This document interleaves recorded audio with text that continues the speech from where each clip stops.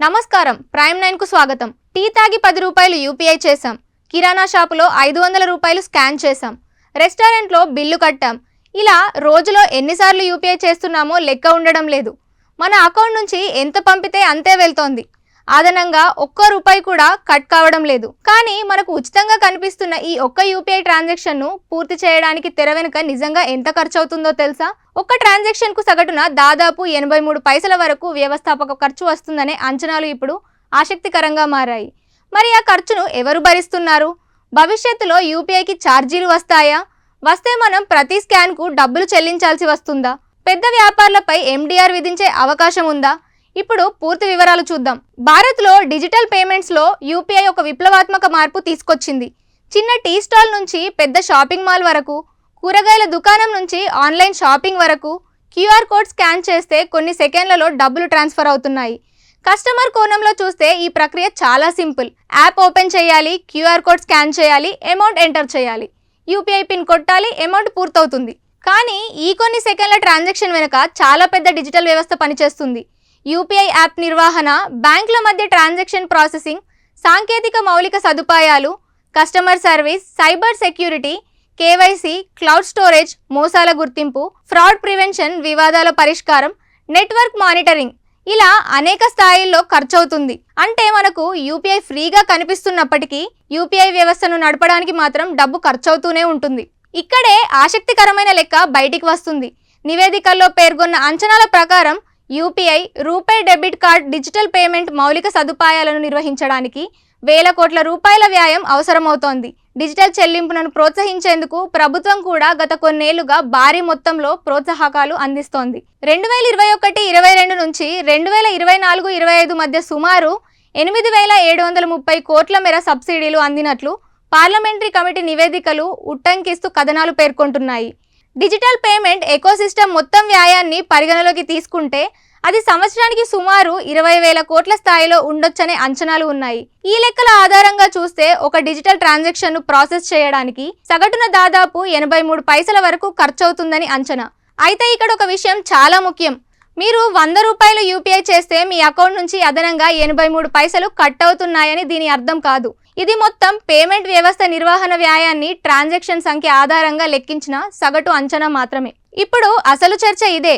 UPI వ్యవస్థను దీర్ఘకాలం కొనసాగించాలంటే బ్యాంకులు, పేమెంట్ కంపెనీలు, ఇతర సంస్థలకు ఆదాయం అవసరమని పరిశ్రమలో చాలా కాలంగా వాదన ఉంది. దీంతో యూపీఐ ట్రాన్సాక్షన్ పై ఎండీఆర్, మర్చెంట్ డిస్కౌంట్ రేట్ తీసుకురావాలా అనే చర్చ మళ్లీ తెరపైకి వస్తోంది. ఒక కస్టమర్ డిజిటల్ గా చెల్లింపు చేసినప్పుడు ఆ పేమెంట్ ప్రాసెస్ చేసినందుకు వ్యాపారి నుంచి బ్యాంకు లేదా పేమెంట్ సిస్టమ్ సంస్థ వసూలు చేసే ఫీజునే ఎండీఆర్ అంటారు. ప్రస్తుతం చర్చల్లో వినిపిస్తున్న అంచనాలు ఒకేలా లేవు.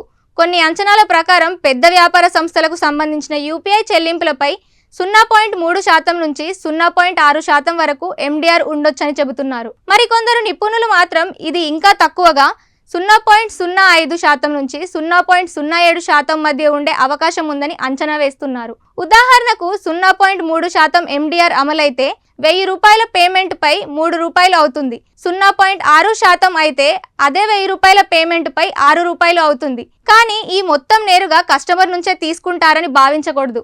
చర్చ ప్రధానంగా వ్యాపారులపై విధించే ఎండీఆర్ గురించే జరుగుతోంది. పోలిక చూస్తే క్రెడిట్ కార్డులపై ఎండీఆర్ సాధారణంగా యూపీఐతో పోలిస్తే ఎక్కువగా ఉంటుంది. ఇదే సామాన్య ప్రజలు, చిన్న వ్యాపారుల్లో ఉన్న ప్రధాన సందేహం. యూపీఐపై ఏదైనా ఫీజు వ్యవస్థ తీసుకొచ్చినా దాన్ని అన్ని ట్రాన్సాక్షన్లకు, అన్ని వ్యాపారాలకు ఒకే విధంగా అమలు చేస్తారనే నిర్ధారణ ప్రస్తుతం లేదు. చర్చల్లో ప్రధానంగా పెద్ద వ్యాపారులు లేదా నిర్దిష్ట వర్గాల లావాదేవీలను లక్ష్యంగా చేసుకునే విధానం గుర్తించే ప్రస్తావన వస్తోంది. అంటే చిన్న కిరాణా షాపు, టీ స్టాల్, వీధి వ్యాపారి దగ్గర చేసే ప్రతి యూపీఐ పేమెంట్ పై వెంటనే అదనపు ఛార్జ్ పడుతుందని ఇప్పుడే చెప్పలేం. ఈ అంశానికి ప్రాధాన్యం పెరగడానికి మరో కారణం చెల్లింపుల వ్యవస్థకు సంబంధించిన చట్టపరమైన మార్పులపై జరుగుతున్న చర్చ. పేమెంట్ సిస్టంలకు సంబంధించిన చట్టాల్లో ప్రతిపాదిత మార్పులు, యూపీఐ, రూపే డెబిట్ కార్డుల ద్వారా జరిగే కొన్ని రకాల చెల్లింపుల విషయంలో బ్యాంకులు, పేమెంట్ సిస్టమ్ ప్రొవైడర్లకు ఫీజుల విషయంలో కొత్త అవకాశాలు కల్పించవచ్చనే చర్చ జరుగుతోంది. అయితే చట్టంలో అవకాశం ఉండడం ఒక విషయం, ప్రతి యూపీఐ ట్రాన్సాక్షన్ పై వెంటనే ఛార్జ్ అమలు చేయడం మరో విషయం. ఈ రెండింటిని ఒకటిగా చూడకూడదు. ఇక్కడే అసలు ప్రశ్న. వ్యాపారిపై ఎండీఆర్ విధించినా ఆ ఖర్చును వ్యాపారి తన దగ్గరే భరిస్తాడా లేక వస్తువులు సేవల ధరల్లో కలిపి పరోక్షంగా వినియోగదారుడిపై వేస్తాడా అనేది కీలకం. అందుకే యూపీఐ ఛార్జీలపై ఏ నిర్ణయం తీసుకున్నా చిన్న వ్యాపారులు, వినియోగదారులు, బ్యాంకులు, పేమెంట్ కంపెనీలు అందరి ప్రయోజనాలను బ్యాలెన్స్ చేయాల్సి ఉంటుంది. ఒకవైపు ప్రపంచంలోనే అతిపెద్ద డిజిటల్ పేమెంట్ వ్యవస్థలో ఒకటిగా యూపీఐ ఎదిగింది. మరోవైపు ఆ వ్యవస్థను 24 గంటలు సురక్షితంగా, వేగంగా నడిపేందుకు భారీ మౌలిక సదుపాయాలు అవసరం. అందుకే ఇప్పుడు ఈ ప్రశ్న, యూపీఐ ఎప్పటికీ పూర్తిగా ఉచితంగానే కొనసాగుతుందా, లేక పెద్ద వ్యాపారాల నుంచి చిన్న మొత్తంలో ఫీజు వసూలు చేసే మోడల్ వస్తుందా? ప్రస్తుతం సామాన్య యూపీఐ వినియోగదారులు గుర్తుంచుకోవాల్సిన ముఖ్యమైన విషయం ఒక్కటే.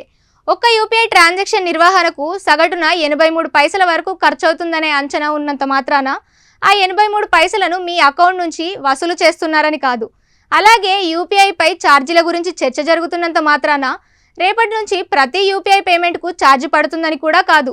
ఏ వర్గానికి ఫీజు వర్తిస్తుంది, ఎండిఆర్ ఎంత ఉంటుంది, చిన్న వ్యాపారులకు మినహాయింపు ఉంటుందా, వినియోగదారుడిపై ప్రత్యేక ఛార్జ్ ఉంటుందా వంటి అంశాలు అధికారిక నిబంధనలు స్పష్టమైన తర్వాతే తేలనున్నాయి. అప్పటి వరకు సోషల్ మీడియాలో వచ్చే ఇక ప్రతి యూపీఐ పేమెంట్కు ఛార్జ్ వంటి ప్రచారాలను నమ్మకండి.